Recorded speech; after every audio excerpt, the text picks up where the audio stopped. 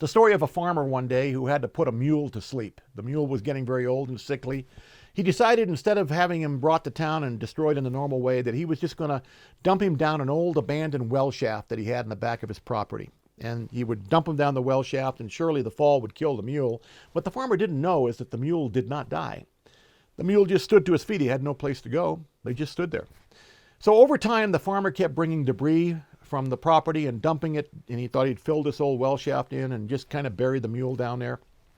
He started pouring dirt down the well shaft, and the mule didn't know what to do. He had all this dirt falling on him, so he just stood there and he just started shaking his shoulders, and he would shake off the dirt, and then he would step on top of it.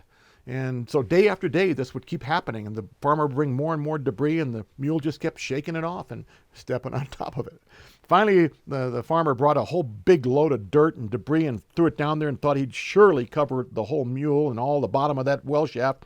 But that mule, it was right up to his neck. He didn't know what to do, but he just started moving his shoulders, and finally his feet started to move, his hooves started to move, and he just kept shaking and stepping and shaking and stepping and shaking and stepping until finally he built himself up so high that he literally walked out of the well shaft, went into the pasture, and began to eat the fruit.